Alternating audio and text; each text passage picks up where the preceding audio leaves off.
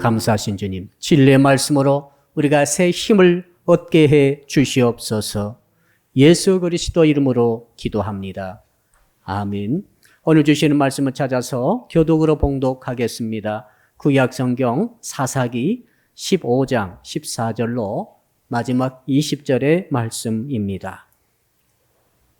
구약성경 388쪽을 펴주시기 바랍니다. 제가 먼저 사사기 15장 14절의 말씀을 읽겠습니다. 삼손이 레히의 이름에 블레셋 사람들이 그에게로 마주 나가며 소리 지를 때 여호와의 영이 삼손에게 갑자기 임하시매 그의 팔 위에 밧줄이 불탄 삼과 같이 그의 결박되었던 손에서 떨어진지라.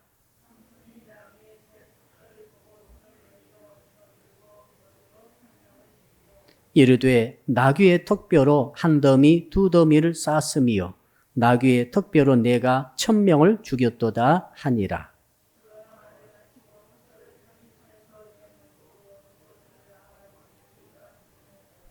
삼손이 심히 목이 말라 여호와께 부르짖어 이르되 주께서 종의 손을 통하여 이 큰 구원을 베푸셨사오나 내가 이제 목말라 죽어서 할례 받지 못한 자들의 손에 떨어지겠나이다 하니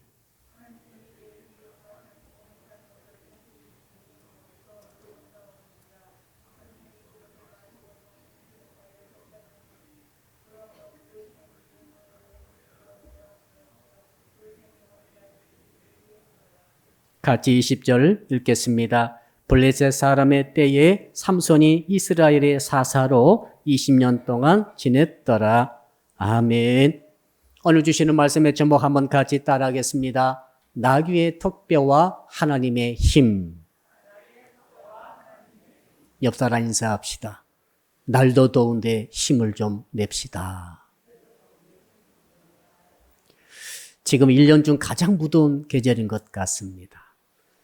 이때 특징이 뭐냐면은 자꾸 힘이 들어요.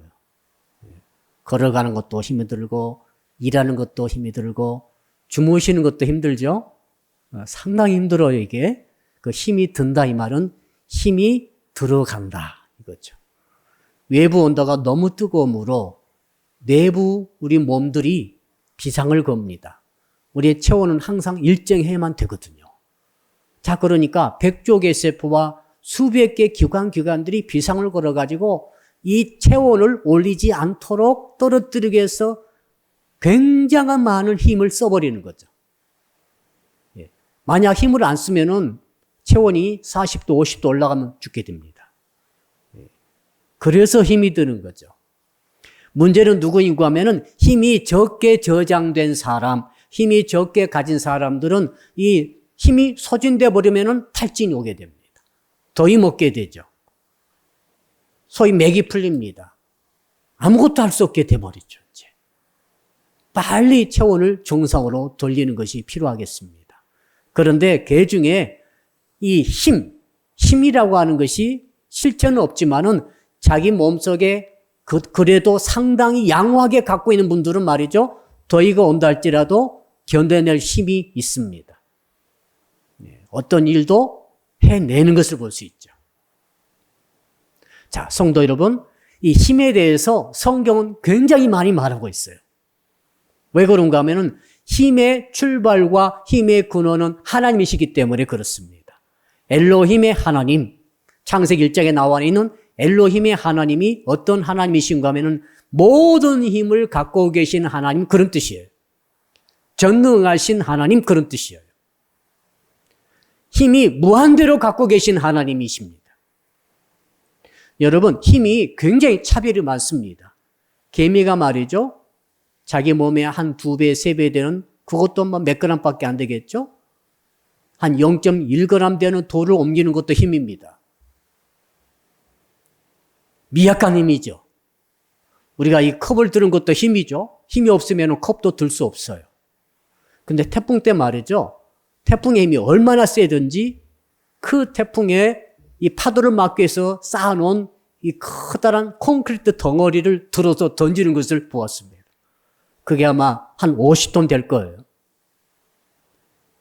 여러분, 또 엄청난 힘이 오게 되니까 땅덩어리가 움직이고 산이 변화되고 흔들리는 것을 볼 수 있습니다. 이 모든 힘들의 근원은 엘로힘 하나님이십니다. 그래서 오늘 저는 8월 한 달 동안에 이 힘이란 주제로 5번에 걸쳐서 말씀을 나누고자 합니다. 왜 그런가 하면은 이 힘이 있어야만 이기게 되죠. 힘이 없게 되면은 상대방에게 붙잡힙니다. 포로됩니다. 결박 지어집니다. 가진 것을 뺏깁니다. 나중에는 생명도 뺏길 수 있습니다. 비참한 일이 벌어집니다. 현실 생활 속에서도 그렇습니다. 영적 생활 속에서도 그렇습니다. 힘이 너무너무 중요한 것입니다. 그래서 이 힘이 빠지는 8월 달에 지금 코로나19 때문에 또 힘이 여러 가지로 지금 우리가 소진되고 있는데 하나님께서 우리 모든 성도들에게 엄청난 하나님의 힘을 불어넣어 주시기를 주 이름으로 축복합니다. 자, 그래서 하나님께서 어떤 식으로 인간을 구원하시는가? 이것은 힘을 줌으로 구원하는 것입니다. 힘이 없는 사람을 하나님이 선택하셨어요. 지난 수요일 날, 또 그 지난주 쭉 제가 주시는 말씀 속에서 지금 지렁이 같은 야곱에 대해서 말씀을 제가 드렸습니다. 무슨 말인가 하면 하나님께서 누구를 선택하시는가 하면 세상에 힘이 있는 자를 선택하지 아니하시고 세상에 힘이 없는 자를 선택하셨습니다. 하나님의 방법입니다, 이게. 이걸 여러분 이해를 하셔야 돼요. 세상에서 득세하고 세상에서 세력을 갖고 있고 세상 그 누구도 이길 듯이 강력한 힘을 가진 자들이 많이 있습니다. 그들을 하나님께서 외면하시고 그들을 선택하지 아니하시고 세상에서 지렁이 같고 버러지 같은 가장 힘이 없는 미약하고 나약한 족속 야곱을 선택하시고 야곱의 후예들을 선택하셨어요. 그래가지고 그 가장 힘이 없는 족속 야곱 히브리 민족을 선택하셔가지고 그들에게 뭘 주십니까? 하나님의 힘을 주시는 거예요. 하나님의 힘을 부어주시는 거예요. 하나님의 권능을 기름 부어주시는 것이죠. 그래가지고 가장 연약한 자이지만 하나님의 무한대된 전능하심의 권능을 받아가지고 그 권능으로 세상의 소위 강력한 힘들을 물리치고 강력한 세력들을 정복하고 물론 영적으로 다 정복해서 구원을 하라. 이것이 전 세계를 움직이시는 하나님의 뜻인 줄로 믿습니다. 성경이 이것을 말하고 있어요. 그래서 우리는 이런 생각 갖고 있을 수 있습니다. 야, 내가 더 힘을 길러야 되겠다. 힘이 더 세져야 되겠다. 더 능력을 발휘해야 되겠는데 너무 힘이 없구나 해가지고 열심히 힘을 기르기 위해서 노력합니다. 물론 그건 맞습니다. 그러나 그걸 통해 구원은 일어나지 않습니다. 구원은 그런 걸로 일어나지 않아요. 왜 그런가 하면은 우리가 열심히 힘을 길러가지고 쓸만할 정도 돼서 딱 나가보니까 적들은 나의 힘의 1000배예요. 1000배. 세상의 힘을 무시할 수 없어요. 여러분의 힘에 1000배를 갖고 있다라고 오늘 주께서 우리에게 알려주고 계세요. 그러므로 우리가 힘을 길러가지고 자수성가해가지고 열심히 노력해가지고 정말 세계를 정복하고 복음을 전하고 또 세상을 이기자라고 생각하게 된다면은 물론 그건 틀린 말은 아닌 것 같은데 사실은 틀린 말입니다. 성경적으로 복음적으로 해석해 보니까 이건 틀렸구나. 하나님의 방법은 그게 아니에요. 그래서 성경에 보니까 하나님의 종들과 하나님의 위대한 선지자들과 하나님의 사도들을 쭉 보게 되면 특징이 있어요. 다 약한 자들이에요. 노아가 약했어요. 강한 자가 아닙니다. 아브라함도 약했죠. 이삭도 약하죠. 야곱도 약하죠. 모세도 그렇게 약하죠. 80 먹은 노인 아닙니까? 도망가가지고 피신에 살고 있던 사람 아닙니까? 그의 제자 여호수아도 약한 자예요. 겁이 나서 잠을 못 자던 자 아닙니까?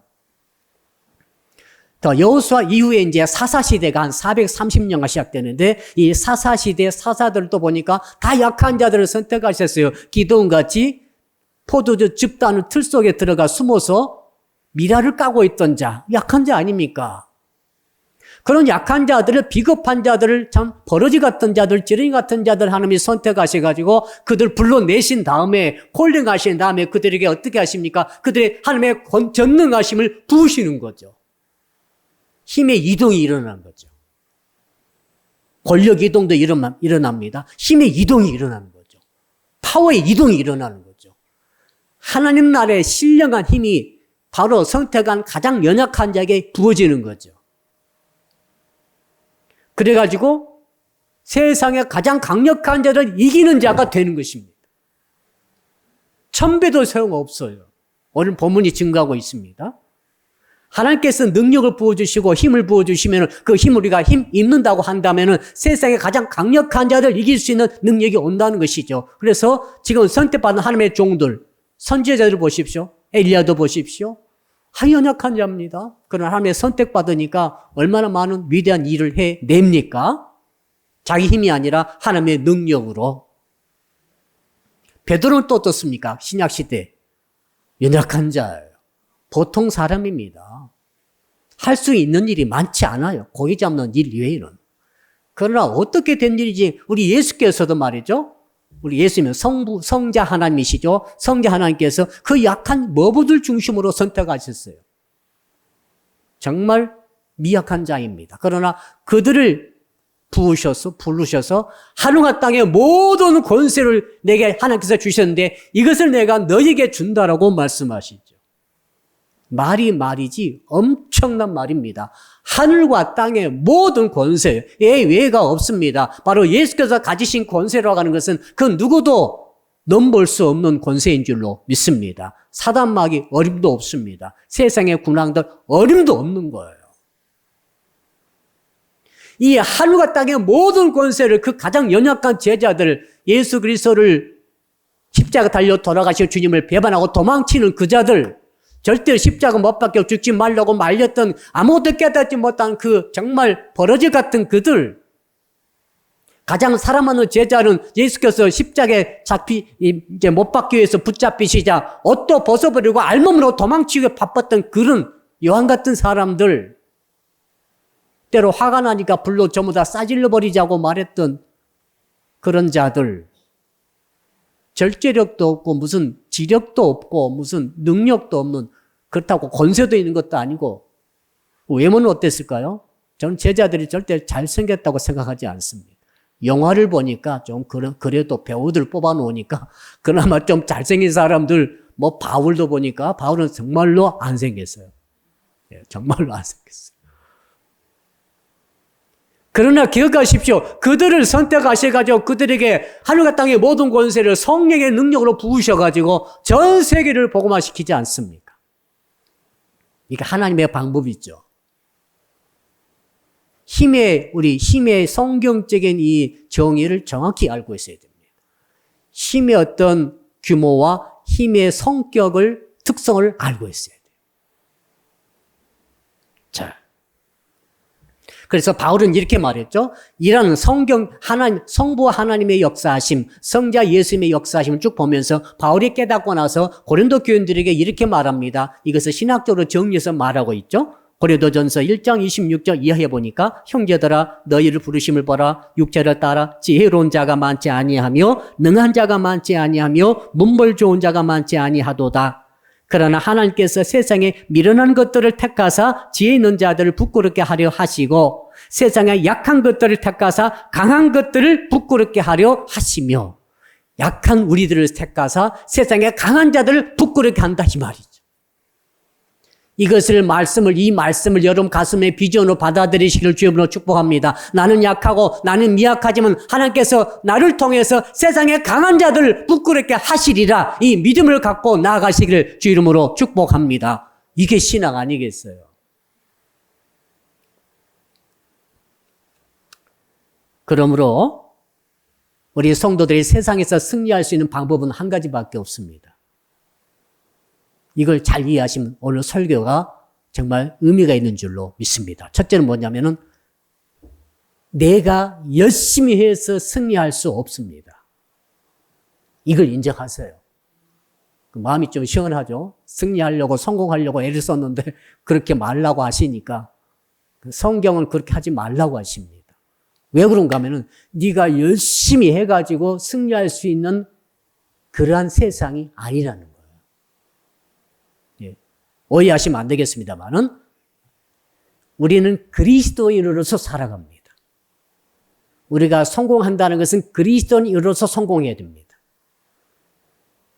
자, 그렇지 않고 세상적인 시각으로 성공한다면 교회 다닐 필요 없어요. 열심히 돈 많이 벌고 열심히 출산을 성공한 것 아니겠어요? 그것이 진정한 승리가 아닙니다. 그리스도인으로서 우리는 승리해야 되고 그리스도인으로서 성공해야 됩니다. 사업하신 분들은 성도로서 사업에 성공하셔야 돼요. 우리 학생들 성도로서 학생의 공부에 성공해야 돼요. 성도가 들어갑니다. 크리스찬으로서의 청년, 크리스찬으로서의 학생, 크리스찬으로서의 사업가, 크리스찬으로서의 직장인, 직장에서 출세하면 누가 못하겠어요. 수단 보면 다 쓰십시오. 뇌물도 쓰시고. 그러나 그게 아닙니다. 크리스찬으로서의 직장인의 승리가 따로 있는 거죠. 이것은 불가능해요. 사람의 능력으로는 불가능해요. 여러분 노력해도 안 돼요. 이걸 첫 번째로 인정하셔야 됩니다. 그럼 두 번째는 뭡니까? 두 번째는 하나님께서 부어주신 것을 받아야 됩니다. 이게 성령의 능력을 받아야 됩니다. 오늘 본문의 제목에는 하나님의 힘을 받아야 되죠. 오늘 본문 15절, 14절 보게 되니까 하나님의 영을 갑자기 부음받아가지고 삼손이 힘을 얻게 되었죠. 한번 따라 할까요? 하나님의 힘을 받아야 합니다. 뭔가 받아야 돼요, 여러분. 받지 않으신 분들은 이길 수 없어요. 여기서 여러분의 고민이 해결돼야 됩니다. 왜 나는 세상에서 크리스찬으로서 승리할 수가 없을까? 크리스찬 떼버리고 그냥 세상적으로도 못하겠어. 너무 힘들어. 그런데 크리스찬으로서 승리한 것은 너무 상상도 못할 능력이 필요하거든요. 왜 못했습니까? 받은 게 없으니까 못하는 거예요. 바꿔봅시다. 받으면 하는 거예요. 자, 아브라함부터 계시록까지 수없이 많은 사도들과 주의 일꾼들과 하나님의 종들 쭉 보십시오. 그들이 왜 승리했습니까? 왜 이겼습니까? 왜 성공했습니까? 전부 받아가지고 이겼다고 성경이 말하고 있잖아요. 근데 왜 우리는 안 받고 하려고 하는 거예요? 예외가 하나도 없어요. 전부 받아가지고 한 거지. 하늘에서 주신 능력을 받아가지고 승리했죠. 엘리야도 그랬죠. 모세도 그랬죠. 예외가 있습니까? 한 명도 없어요. 노아도 그랬죠. 아브라함도 그랬죠. 받지 않았는데 이겼다. 그런 사람은 없는 거예요. 우리도 마찬가지입니다. 우리가 안 받으면 승리할 수 없어요. 계속 패배할 것입니다. 그거 확실해요. 죽을 때까지 패배하다가 죽게 돼요. 받은 게 없으면 그렇습니다. 우리는 그러나 꼭 받아야 되겠다고 결심하셔야 돼요. 승리하기 위해서 우리는 하나님으로부터 내가 능력을 받아야 된다. 하나님의 영을 충만히 받아야 된다. 성령 충만을 받아야 된다. 이것을 여러분 강력한 것을 갖고 있어야 돼요. 우리가 밖에 나가 하루 10시간, 12시간 돈 벌기 위해서 일합니다. 어제 저녁에는 밤 늦게 일하러 오셨더라. 세상에 10시, 11시 되는데 오셨어요. 왜 이렇게 늦게 왔나 그랬더니 회사에서 맡겨준 것을 끝내다 보니까 10시 한 조금 넘어서 왔는데 끝내고 또 가서 또 한 팀이 있다. 한 번 또 일해야 된다고 합니다. 눈물겨운 엄청난 일을 하면서 우리는 살고 있습니다.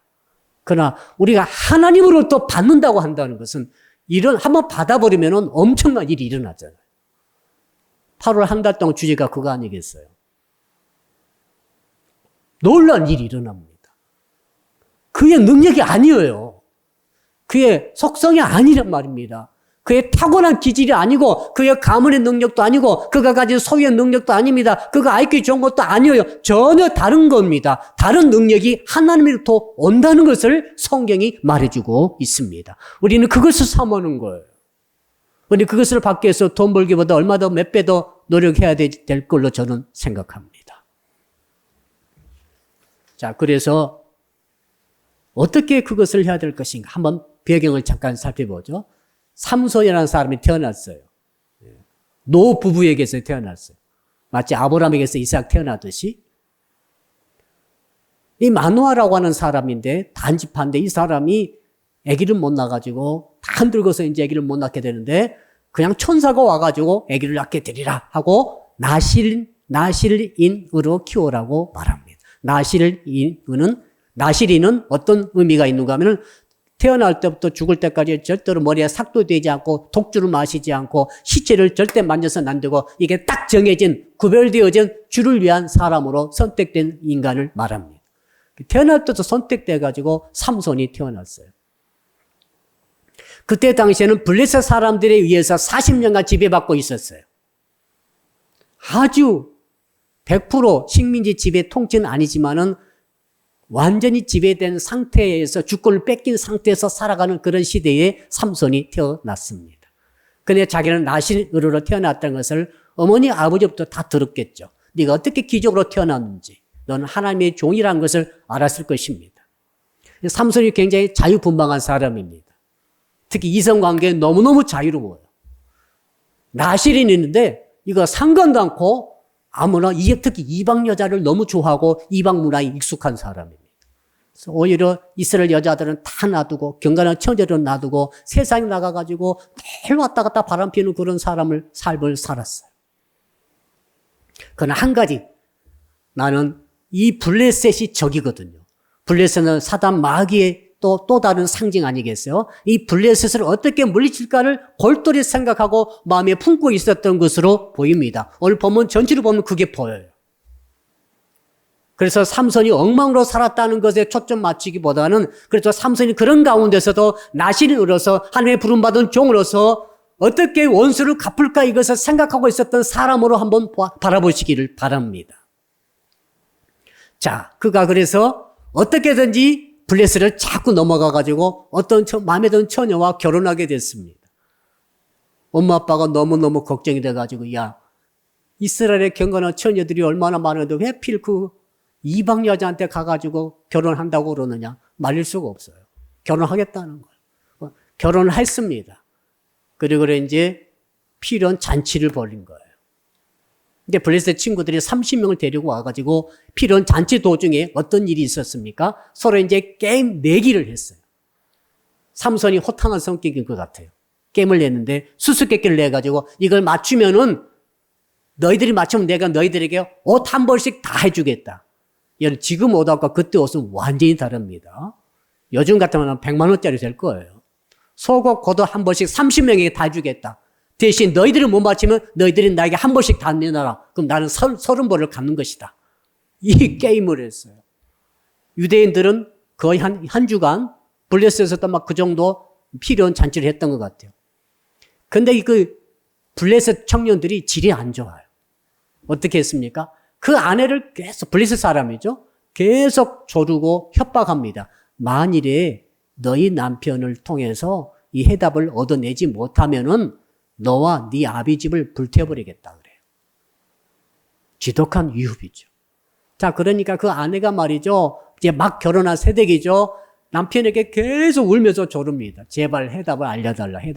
그래서 삼손이 또 여자한테는 약하잖아요. 우리 청년들 잘 들으세요. 여자한테 약하면 안 됩니다. 여자한테 약해가지고 알려줘 버려요. 이게 비극의 씨앗이 되었죠. 알려져 버리니까 여자가 얼른 가서 블레셋 청년들이 알려져 버렸어. 그러니까 블레셋 청년이 그 너희 수수께끼 이거지 하면서 노래로 알려주죠. 수수께끼 내용이 뭐냐면은 먹는 자에게서 먹는 것이 나오고. 한번 맞춰보세요. 성경 아시는 분은 아시겠지. 모르시는 분은 다 모르시겠죠. 먹는 자에게서 먹는 것이 나오고 강한 자에게서 단 것이 나왔다. 어떻게 이런 수수께끼를 맞추겠어요? 이게 무슨 말인가 하면은 자, 삼손이 블레셋 넘어오다가 아버지랑 함께 넘어오다가 말고 사자가 있었어요. 어린 사자인데 사자를 찢어버려요. 손으로. 대단하죠. 이게 그때 갑자기 하나님의 여호와 영이 임해가지고 괴력을 발휘해서 찢어버립니다. 놔두고 갔다가 다시 오다가 궁금해서 가보니까 벌이 사자 몸에다가 집을 짓고 꿀을 넣어놨어요. 여자 먹는 것에서 먹는 게 나온 것은 벌이고, 그렇죠? 벌은 먹는 것에서 먹는 게 나오죠. 꿀을 거기서 벌이 생산하죠. 그리고 강한 작에서 단 것이 나왔다. 사자, 이건 절대 못 맞추겠어요. 사자가 있는데 사자에게서 벌꿀이 나왔다는 것을 말하고 있습니다. 근데 이걸 맞춰버리니까 이제 삼손이 알았어요. 아, 내 아내가 다 발설했구나 하고 화가 나서 다른 마을 가가지고 다른 블레셋 마을 가가지고 30명을 쳐 죽여버리고 강도짓 한 거예요. 쳐 죽여버리고 옷을 다 벗겨가지고 와가지고 30벌 갖다 주고 나서 화가 나서 집으로 돌아가 버린 거죠. 세력을 놔두고 돌아가 버렸어요.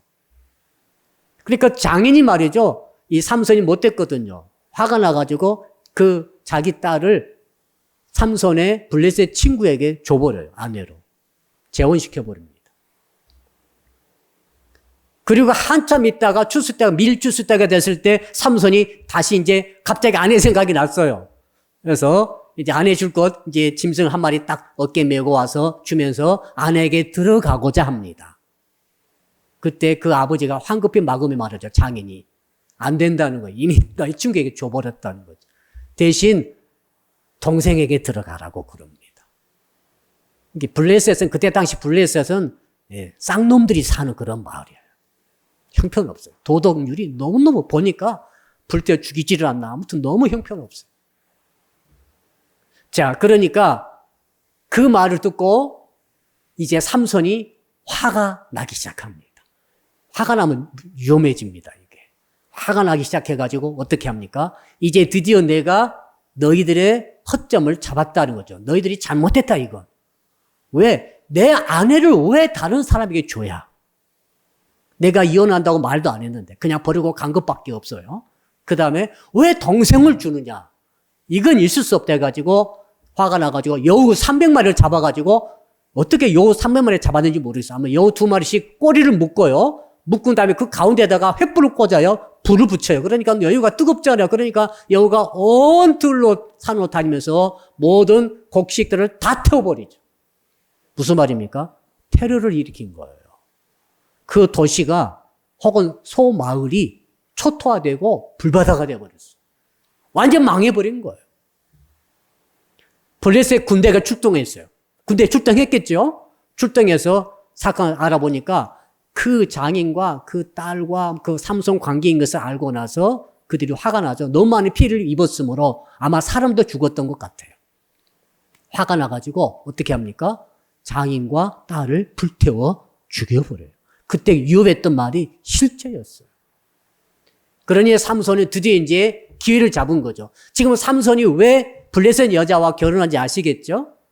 틈을 얻기 위해서 결혼을 했거든요. 자, 그렇게 한번 해석해 봅시다. 그래서 이제 드디어 너희들이 내 아내를 죽이고 장인을 죽였기 때문에 원수감내해가지고 드디어 전쟁이 벌어지게 된 거예요. 자, 여기까지가 배경입니다. 상당히 길었습니다만 이걸 이해한 다음에 이제 한번 들어가 봅시다. 자, 그러니까 그러면 하나님께서 우리에게 어떤 일이 있었습니까? 자, 삼손이 정말로 이제는 그 블레셋 사람들을 일단의 사람들을 다 죽여버리고 도망쳤는데 도망쳐서 숨어 있을 때에 블레셋 사람들이 삼손 잡으려고 유대 지역으로 쳐들어옵니다. 그때 군대가 1000명이에요. 한 연대 정도 출동한 것 같아요.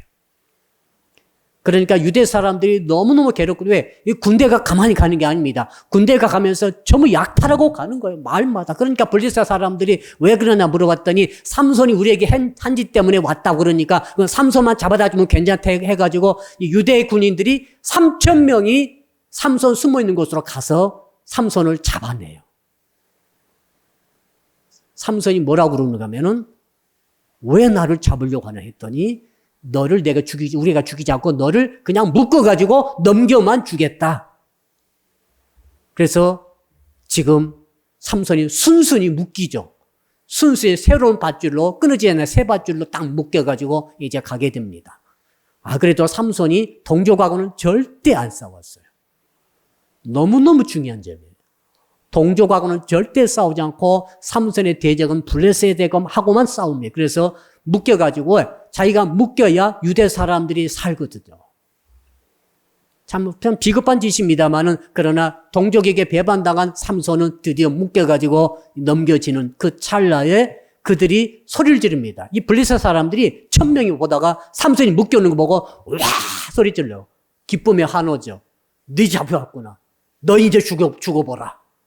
확 소리 지를 때 그때 드디어 삼손에게 갑자기 여호와의 영이 임합니다. 여러분 우리 14절 주제 규절입니다. 14절 우리 같이 한번 읽어보겠습니다. 14절 시작. 삼손이 레이의 이름에 블레셋 사람들이 그에게로 마주 나가며 소리 지를 때 여호와의 영이 삼손에게 갑자기 임하시매 그의 팔 위에 밧줄이 불탄 삼과 같이 그의 결박되었던 손에서 떨어진지라. 네, 보니까 여호와의 영이 삼손에게 갑자기 임하더라. 갑자기 임하더라. 이건 삼손이 의도하지 않은 것입니다. 하나님이 부어주신 거죠. 언제요? 블레셋과 드디어 삼손이 맞닥뜨려서 결정적인 싸움을 하려고 할 때 하나님께서 힘을 불어넣어 주시는 것이죠. 여기서 우리가 첫 번째 승리의 원리를 알 수 있습니다. 한번 따라할까요? 1대 1000의 적을 이길 수 있습니다. 자, 하나님이 싸우라고 하는 사람하고만 싸워야 됩니다. 무슨 말인가? 하나님께서 하나님의 백성들과 하나님의 종들에게 너는 이 세력과 싸우라고 하나님의 뜻을 알려주시면 그 뜻대로 싸우면 권능이 임합니다. 많은 성도들이 그렇게 하지 않아요. 신기합니다. 누구랑 싸우죠? 가족끼리 싸워요. 교인끼리 싸워요. 주의 종들과 싸워요. 무슨 말인가 하면은 정말 가장 어리석은 짓을 하는 거죠. 자, 여러분이 어떤 다른 교인과 싸우면은 하나님께서 여러분에게 기름 부어 주시겠어요? 성령의 권능을 부어 주시겠어요? 부어 줄 리가 만무합니다. 자, 유대 군인들 3000명이 삼손을 잡으러 왔어요. 지금 자기끼리 싸우는 거죠. 맞죠? 유대 군인들이 3000명이 와가지고 삼손을 잡으러 왔을 때 유대 군인들 3000명에게 성령의 기름을 부어주시고 하나님의 권능에 하나님의 영을 부어주셨나요? 그런 규질이 전혀 없습니다. 부어줄 리가 없어요. 하나님 뜻이 아니면 안 부어주시죠. 그런데 삼손이 순순히 잡혀가져 와가지고 삼손이 자기 동족과는 절대 싸우지 않고 블레셋, 하나님의 원수를 뜻합니다. 블레셋과 싸우기 위해서 딱 묶여가지고 딱 맞닥뜨릴 때 하나님께서 영을 부어주시는 것이죠. 자, 그러니까 하나님의 뜻이 가장 중요합니다. 하나님의 말씀이 중요한 것이죠. 내가 지금 누구랑 싸우는가? 사도 바울은 에베소서 6장 12절에 이걸 정확하게 말씀하고 계십니다. 뭐라고 말씀하셨습니까? 우리의 씨름은 혈과 육을 상대하는 것이 아니요 통치자들과 권세들과 이 어둠의 세상 주관자들과 하늘에 있는 악의 영들을 대함이라. 자, 그러니까 사도 바울은 혈과 육과 싸우지 말라는 거죠. 여러분이 그러므로 혈과 육과 싸우려고 하면은 성령께서 기름 부어 주시지 않습니다. 혈과 육은 뭡니까? 인간과 싸우면 안 되는 거예요. 그 배후에는 악의 영들, 악한 영들, 공중의 권세 잡은 자들, 사탄 마귀의 그 군대와 그들과 싸우려고 할 때 하나님께서 권능을 부어주신 줄로 믿습니다. 지금 삼손에게 하나님께서 왜 영을 부어주셨겠어요? 1000배를 적을 이길 수 있는 능력을 부어주신 거죠. 하나님의 명령에 따라서, 뜻에 따라서, 하나님의 의도에 따라서, 하나님의 뜻에 따라서 이 블레셋과 싸우려고 하기 때문에 부어주신 것이죠. 만약에 삼손이 유대 사람을 한 명이라도 쳤다고 한다면은 그 능력을 거둬가셨을 거예요. 삼손이 정말 와일드하지만은 어떤 점에서는 철저한 사람인 것을 알 수 있습니다. 그러므로 사랑하는 성도 여러분 우리 편끼리 싸우다가 힘 소진하지 말기를 주의 이름으로 축복합니다. 아내와 남편이 싸우고 부모와 자식이 싸우고 교우끼리 싸우고 또 정말 교회끼리 싸우고 교단끼리 싸우고 이런 일들은 사탄이 너무너무 좋아할 것 같아요. 왜 그러면 하나님 뜻이 아니니까 성령의 기름 부음이 임하지 않아요. 악으로 싸우는 거죠. 혈기로 싸우는 거죠. 그러나 우리는 누구랑 싸워야 됩니까? 혈육이 아닌 배후에는 악한 세력을 향하여서 강력한 싸움을 해가야 할 줄로 믿습니다. 거기에 여러분 나서게 되면 성령께서 기름 부어 주시려고 준비하고 계시는 거죠. 그리고 맞닥뜨릴 때 영적 전쟁에 딱 맞닥뜨리면 어떻게 됩니까? 부어주시는 거죠.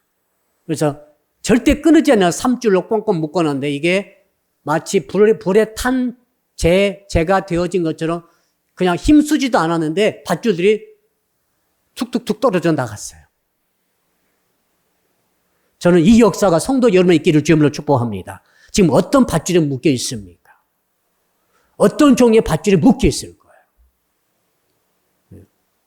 어제 제가 설교 준비하면서 잠깐 잠을 자는데 강력한 마귀의 도전이 있었습니다. 무섭게 도전하더라고요. 얼마나 싸웠는지 모르겠어요. 여러분, 밧줄을 끊어버리는 비결이 있어요. 힘을 쓰면은 더 이게 조입니다. 그래서 여러분, 혹시 마귀가 여러분 역사에서 밧줄을 여러분 묶어 놓았을 경우에는 어떻게 합니까? 삼손대로 하는 거죠. 아군과는 절대 싸우지 말고 아군과는 화해하시고 순종하세요. 손해 보더라도 순종하세요. 혹시 배반 당하더라도 순종하세요. 아멘. 삼손 자세 보세요. 얼마나 분하겠어요. 조국이 자기를 배반한 거죠. 자기가 사사 아닙니까? 그래도 힘쓰는 용사 아닙니까? 그런데 자기를 붙잡아가지고 옛날 일본 강점기 시대 때 그런 거 똑같아요. 한국 사람 독립투사를 붙잡아가지고 일본 순사에게 넘기는 거예요, 지금. 얼마나 분하고 억울하겠어. 그런데 삼손이 화를 내지 않고 묶여가는 거 보십시오. 동족들을 다치지 않게 하기 위해서. 나 블레셋 사람에 대해서는 어떻게 합니까? 사람이 완전히 뒤집어지는 거죠. 성령의 권능이 임해가지고. 저는 사랑빛교회와 성도 여러분 묶고 있는 모든 밧줄들이 삼손이 묶고 있는 밧줄이 끊어진 것처럼 끊어지기를 주음으로 축복합니다. 두 번째 우리가 원리가 있습니다. 한번 따라합시다. 하나님의 감동으로 싸웁시다. 하나님의 감동이 너무너무 중요한 것 같아요. 남북전쟁 때 그런 일이 있었죠. 문제는 하나님의 감동, 하나님의 영은 말이죠. 인격이세요. 무슨 힘이 아니에요. 물리력이 아니라 이 말입니다. 하나님의 성령께서 힘이 있으시고 능력이 있으시지만 생각도 있고 의지가 있고 지정의가 다 있으신 분이시죠. 뜻이 있으십니다. 호불호가 있어요. 하나님의 영 성령께서 좋아하시는 사람이 있고 싫어하는 사람이 있어요. 좋아하시는 행동이 있고 싫어하는 행동이 있어요. 성령께서 어디에 임하시겠어요? 여호와의 영이 어디 임합니까? 여호와의 뜻대로 행하는 자에게 임하는 것이죠. 미국 남북전쟁 때 남군도 기독교인이고 북군도 기독교인들이에요. 북쪽은 주로 북장로교가 주류를 이룬 사람. 원래는 한 장로교였는데 나중에 북장로교가 되죠. 남쪽은 나중에 교단이 갈라져가지고 장로교가 돼버렸어요. 그 전에는 장로교가 하나였어요. 우리나라는 주로 북장로교가 많이 온 거죠. 자, 그랬는데 어떤 일이 있습니까? 전쟁이 일어나니까 서로 남군도 기도하고 북군도 막 기도합니다. 제발 내가 승리하게 달고 막 기도할 때 링컨이 이걸 위대한 지도자입니다. 영적인 위대한 지도자. 야, 우리 기도를 바꾸자. 지금부터 이기게 해달라고 기도하지 말아라. 그렇게 해봤자 남군도 그렇게 기도하니까 하나님께서 누구 편을 들어주시겠느냐. 지금부터 이렇게 기도하라. 하나님의 뜻이 이기게 해달라고 기도하라. 하나님의 뜻대로 하나님 편에 서게 해달라고 기도하라. 우리가 이기는 것이 아니라 우리가 하나님 편에 서게 되면은 우리는 저절로 이긴다는 거죠. 하나님의 뜻에 우리가 들어가고 하나님 편에 서게 될 때 하나님의 성령께서 누구 편에 들어주시겠어요? 여호와의 영이 어디에 임하시겠어요? 하나님의 뜻의 선 쪽에 여호와의 영이 임한 줄로 믿습니다. 북군이 이겼어요. 거의 군대는 남군이 더 강했던 것 같은데 결국은 북군이 이겼어요. 북군은 노예를 해방했겠잖아요. 하나님의 뜻대로. 남군은 끝까지 노예를 주장했어요. 사랑하는 성도 여러분, 우리가 성령의 감동을 받아야 됩니다. 성령의 기름 붓지 않고 가면은 절대 안 됩니다. 패배합니다. 1000명을 어떻게 이기겠어요? 성도 중에 가장 불쌍한 자가 누군지 아시죠? 알려드릴까요? 세상에 나가서 까부는 성도들이 계세요. 어떻게 까부는가 하면 성령의 무장이 안 돼 있어요. 성령의 기름 부으면 안 받았어요, 아직. 여호와 영이 아직 임하지 않은 것 같은데 준비가 아직 안 되는데 영적 전쟁을 막 하는 거예요. 직장 가가지고 막 전도하는 거죠. 예. 대놓고 막 사장도 전도하고 과장님도 전도하고. 이 보통 그냥 해서는 안 됩니다. 정말 전략 세우고 준비하고 기도하고 해서 하는 거죠. 여러분, 그렇게 세상은 절대 우습지 않아요. 1000배가 있는 거, 우리보다 1000배나 강해요. 그들은 말이죠. 성령의 감동을 받고 해야 하라는 거예요. 이거 왜 그러냐면 이거 영적 싸움이기 때문에. 반드시 공격받습니다. 여러분 공격 많이 받으시죠? 이유 없이 여러분을 공격해요. 왜 그런지 아세요? 세상의 군대이기 때문에 그래요. 성령의 감동 받아가지고 준비해서 가지 않고 그냥 가다가는 100점 100패예요. 그러나 성령의 감동받고 힘을 받고 가게 되면 100점 100승인 줄로 믿습니다. 그것도 어마어마한 능력으로 하나님께서 도와주십니다. 자, 성령의 감동 딱 받고 보니까 뭐가 보여서 한번 따라합시다. 나귀 턱뼈도 다뤄봅시다. 나귀 턱뼈는 말이죠. 큰 뼈인지 알았어요. 저는 처음에. 아, 이따만큼 이걸로 그러니까 1000명을 쳐서 죽였겠지? 뼈다귀가 강하잖아요. 근데 알고 보니까 그게 아니라 나귀 턱뼈는 거의 크기가 25cm예요. 3cm도 못 돼요. 이 정도밖에 안 돼요.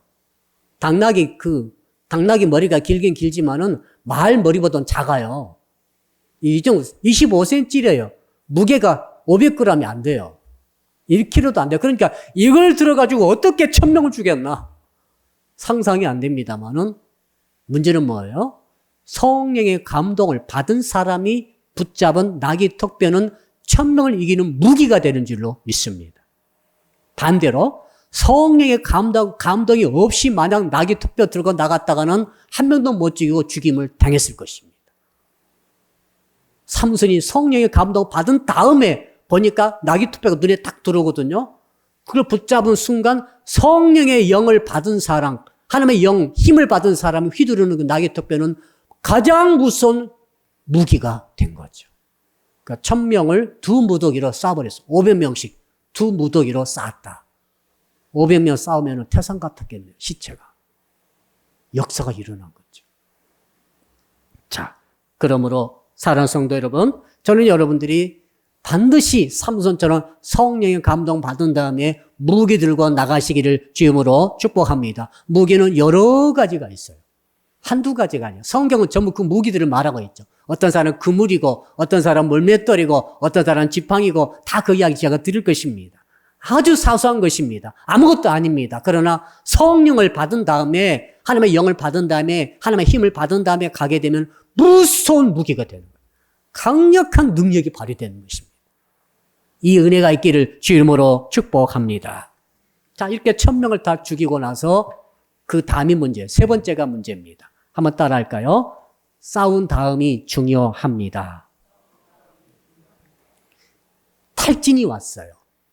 이 문제는 굉장히 중요한 문제입니다. 자, 1000명을 죽였으니 아무리 성령의 감동이 왔다 할지라도 싸울 때는 모르죠.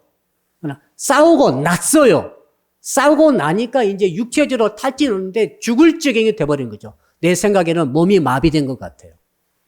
성령에 붙잡힐 때는 아무도 모르고 싸우지만은 1000명 죽이고 나서 우리는 1명 죽이기도 힘든데. 그래서 제가 생각해봤어요. 제가 영화를 찾아봤다니까요. 삼손 영화가 있더라고요. 보니까 나귀 턱뼈로 한 명을 한 대 쳐서 1명씩 죽이면 1000번을 쳐야 되잖아요. 나중에는 보니까 한 번 칠 때 5, 6명씩 죽이더라고요. 싹 그 만화 같은데 칠 때마다 5, 6명이 뚝뚝뚝 떨어져 다 죽는 거예요. 그래야만이 1000명을 이기는 건데 문제는 다 싸운 다음에 탈진이 와가지고 쓰러져 버렸습니다. 몸이 마비된 거예요. 그래서 삼손이 그때 기도를 하죠. 여러분, 삼손은 평생 기도를 2번 했어요.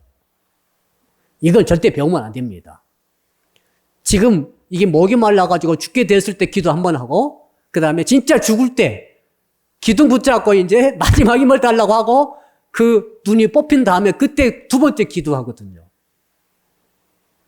삼손은 가장 많은 사람을 죽인 사사 중에 한 사람입니다만, 그러나 영적으로는 실패를 완전히 했어요. 이유는 뭐냐면은 이 2번째 기도, 이 기도를 많이 안 했기 때문에 그래요. 우리 한번 18절 한번, 우리 18절 한번 읽어봅시다. 시작. 삼손이 심히 목이 말라 여호와께 부르짖어 이르되 주께서 종의 손을 통하여 이룬 이 큰 구원을 베푸셨사오나 내가 이제 목말라 죽어서 할례받지 못한 자들의 손에 떨어지겠나이다 하니 여호와께 부르짖어. 이게 귀한 기도예요. 평소에 2번 하다가 첫 번째 기도예요. 하나님께서 어떻게 하셨습니까? 그 기도를 들으셨다고 그랬어요. 들으시고 어떤 일이 일어났습니까? 우리 19절입니다. 마지막 읽어봅시다. 시작. 하나님이 레이에서 한 우목한 곳을 터뜨리시니 거기서 물이 솟아 나오는지라. 삼손이 그것을 마시고 정신이 회복되어 소생하니 그러므로 그 샘 이름을 에낙고레라 불렀으며 그 샘이 오늘까지 레이에 있더라. 에낙고레의 샘이 터진 거죠. 어디서요? 거기서. 쓰러진 그곳에서. 삶의 현장 그곳에서. 여러분이 지금 일하고 있는 그 현장에서, 가정의 현장에서, 기진맥진에 힘을 다 빠져버린, 힘을 잃어버린 그 현장에서 바로 에낙고레의 샘이 터지는 역사가 있었습니다. 이게 뭡니까? 삼손의 기도의 응답의 결과입니다. 결론 내리겠습니다. 힘이 약하면 여러분 집니다. 아무튼 여러분들은 힘을 길러야 돼요. 힘이 없게 되면은 포로됩니다. 평생 사탄 마귀의 죄에게 끌려다녀. 평생 본능에게 죄의 습관에 끌려다니겠어요? 폐비만 하다가 천국 가는 거예요. 힘을 반드시 얻어야 돼요. 어떻게 합니까? 문제는 나는 약한 존재라는 것입니다. 우리는 힘이 없어요. 사탄 마귀의 일 힘이 내 힘이 아니에요. 그래서 우리는 여호와 하나님께 힘을 구해야 할 줄로 믿습니다. 틈만 나면 힘을 구하십시오. 한번 따라합시다. 틈만 나면 힘을 구하겠습니다. 계속 구하세요. 돈 구하는 것보다 더 구하셔야 돼요. 아시겠어요? 강력하게 구해야 됩니다. 간절히 구해야 됩니다. 세 번째가 중요해요. 외부적으로 승리한 다음에 내면적인 탈진이 반드시 옵니다. 내면적인 탈진이 생기면 여러분 또 포로됩니다. 엘리야가 그랬죠. 850명을 감멜산 꼭대기에서 불에 응답받아가지고 쓸어버렸어요. 다 죽여버렸어요. 근데 그 다음에 탈진이 왔습니다. 그래서 어떻게 했습니까? 로뎀나무 밑에 가가지고 나를 죽여달라고 막 기도했어요. 우울증이 와가지고. 내면에서 샘이 안 터지면 안 됩니다. 그래서 외부적인 힘과 내면적인 힘을 다 갖고 있어야 돼요. 아멘. 정말 중요합니다.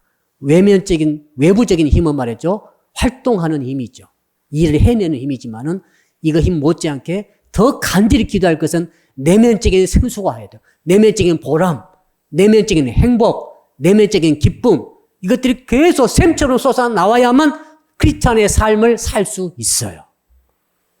이 은혜가 있기를 주 이름으로 축복합니다. 우리 말씀 붙들고 우리 한번 주여 부르고 2분만 기도합니다. 주여 아버지 하나님 감사합니다.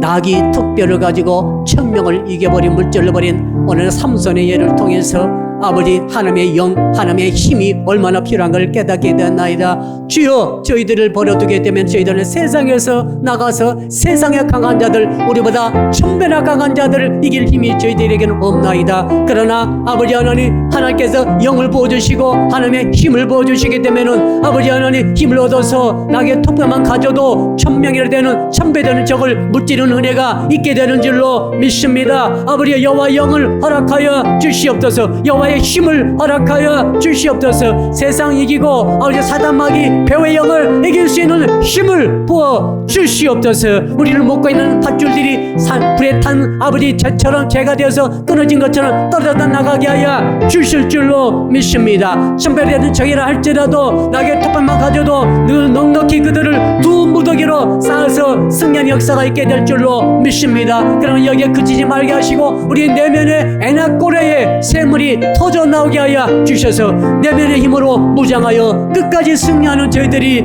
되게 하여 주시옵소서. 감사하며 예수 그리스도 이름으로 기도 올려옵나이다. 아멘. 이제는 저희들에게 성령의 권능을 부어주신다고 약속하시고 부어주시는 우리 주 예수 그리스도의 은혜와 독생자 보내주신 하나님 아버지의 그 크신 사랑하심과 지금도 우리 가운데 활동하시면서 필요할 때마다 권능을 부어주시는 성령의 교통하심이 오늘 말씀 듣고 결단하며 감사하는 모이신 모든 분들과 각각의 초소에서 온라인 통해 예비하시는 모든 주의 백성들 위해 그리고 사랑의 교회 전체 위에와 해외에 있으며 군에 있으며 병상에 있으며 출타적에 있는 형제자매 위에 그리고 이 나라와 민족과 세계 위에 이제로부터 영원토록 함께 하옵시기를 간절히 축원하옵나이다. 아멘.